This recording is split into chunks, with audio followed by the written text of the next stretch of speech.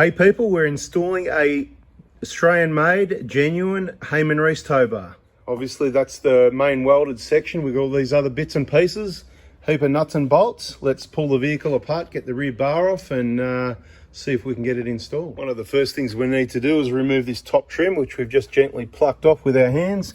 There's some clips, oh, there goes a screwdriver. There's some clips, they just pop in under here, literally fingers up, popped all these out, and that'll gently lift out from across this strut so that we can access all these 10mm bolts. And we need to go around and take some clips out of the sides here and follow it around to the wheel arch here, take off the mud flap or whatever we have to take off, all the securing hardware for the rear plastic bar. And there'll be some nuts and bolts underneath here as well, like that one. Let's get all those off. So we've taken off probably too many clips, but too many is better than not enough. Releasing the mud flaps here, a few screws underneath, so it's all disconnected here. This should be, I don't know if we need to take that one out or not, but anyway, it doesn't matter, first time luck. Right, underneath needs to be able to unclip, right, some of this, so it's all pretty well loose, both sides. And what I believe, we're just gonna lift this out over this clip here, and it'll unclip to the side and carefully peel out from the outside, as in come out each side, and then we'll gently pull it backwards if we've got all the clips out. If we haven't, I've stuffed up and I'll let you know in a minute. Right, so here we are, we've got the bar off. If you want to have a look, see the clip, it all just clips into these plastic things. A lot of makes and manufacturers do it like this. You've got to be careful how you get it off or you might bust it. Blind spot monitor, there you go. And look, this is the funny thing. Look how low this is, right? Let me just give you a picture of this. This is on the hoist, this is full extension. The wheel's normally, up there. But this is where, when you've got it on fresh, where all the air comes out, right? And have a look, see, look, in there, that's where the water goes in and fills up your car. Wondering where the water got in? Mate, that's where it got in there. Anyway, just in case you didn't know, let's have a look around the tow bar's already on. No, just joking. No, the rear bar's already on. Well, see what I mean? You don't actually need a rear bar on this. The vehicle is a chassis, the steel's already there. All you need to do is cut away your bumper bar, the part that gets hit at the bottom, up until the bottom of the steel here, and you've got a free rear bar. There you go, look at that, eh? So this is what the back of a PRADO looks like underneath. We're just getting it all out of the way so we can obviously install the tow bar. Just thought we'd show you what it looks like. Same deal around here. Oh, it's just a one-way flap. When the air's blowing, it pushes it. But believe it or not, if you've got it on recirculate, there's no cabin pressure, and the dust will push itself backwards through here. So this is a bit of a different design compared to the older vehicles. Have a look if you like, huh? Just make sure you don't damage, you put the flap back down properly. So if your flaps aren't flapped, if they're a bit old and floppy, things can leak and stuff like that. So, just make sure the flaps are nice and neat and flush and tight and closed, because you don't want anything going in there when you don't, only when it's on fresh, you want it to flow. When it's on recirculate, it should be closed. All right, look at this filth. Any respectful person would clean their vehicle properly before they brought it into the PRADO hospital. But anyway, let's have a look. Let's get into the tow bar instructions and get that thing bolted up there. Remove the factory, we'll just call it a tow point for this video. Anyway, look at that, look at the surface rust. There's no paint underneath. Something to take note of on your PRADOs. You might want to take that off and give it a coat and then put it back on again. Put some grease in the threads, because as you can see, put some paint over that. We took the two side bolts out of the rear fuel tank guard. Like that, you can see it's just sort of floating there on its own. Right. Hey, slow down a minute. What's going on here? No, so we've got these side plates. Basically, it's so easy, this job, I tell you. It just seems so easy anyway. These side plates, you just sit them in. Second bolt hole, right? Second bolt hole along here. Second bolt hole in the chassis from the back is what we use. A little one at the front there. The other different bolts are going to go back in the fuel tank guard. They're going to replace the ones that are there. Right, same over this side. Well, I'll have a bit clearer over this. I'll show you this side. So there's that one. Just leave everything loose for now. That one's just sitting there. Right. Then we've set the tow bar up in position with nuts and bolts, as you can see. You don't even need instructions for this. It's that easy. Make sure you put these in first. These are tech screws. It's a bit not the best, they're pre-drilled, whatever. But tech screw, whatever. But you have to do that first, because as you can see, hard to get to afterwards. So you won't be doing anything afterwards. Unless you unbolt that and hope you can slip it out. But once you bolt it all together, you probably can't.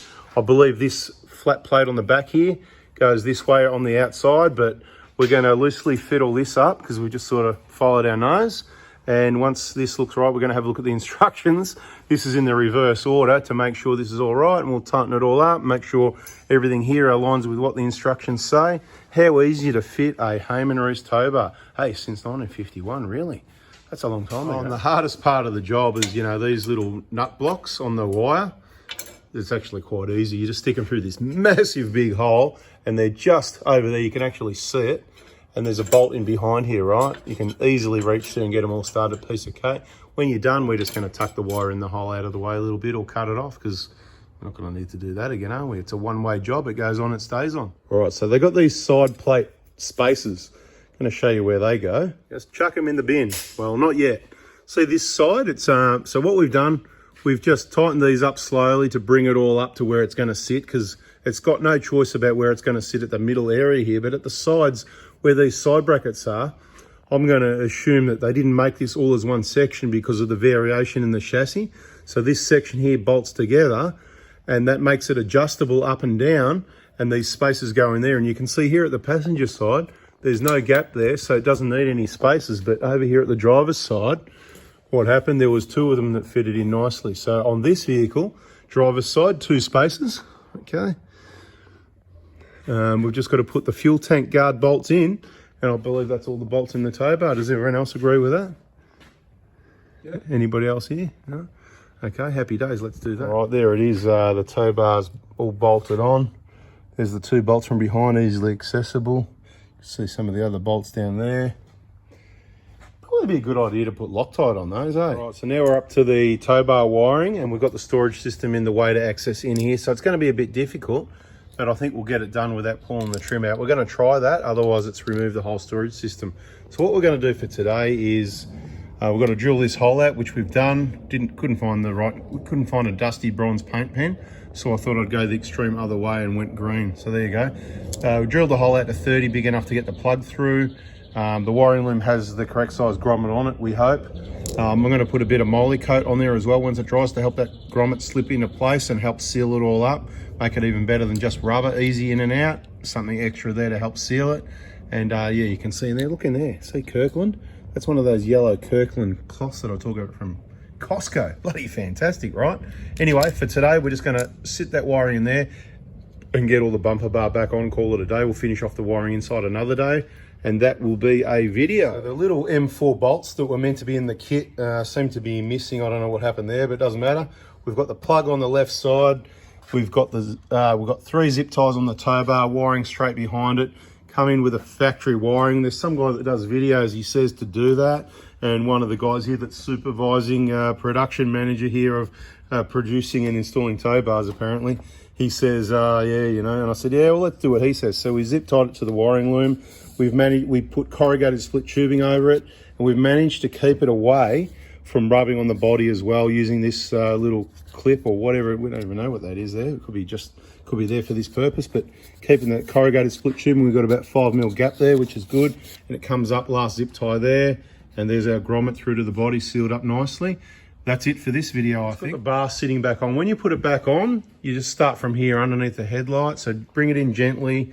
You don't want to scratch anything, take it slow. You're going to need at least 2 people. We have the door just a little bit closed, didn't we? Just in a little bit, and just clip, clip, clip, clip, clip, clip, and just remember to pull it out a bit down here so that it hooks over that one there. And then these 5 bolts with their little insulator washer things go underneath.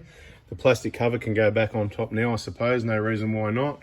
And then back around the sides with the mud flaps and the underneath screws. We're almost there. So we've got the screw in the top, the clips in the mud flap, any other bolts you took out, whatever. There's these, you might make sure they're in there, plus the hidden one up in there, obviously.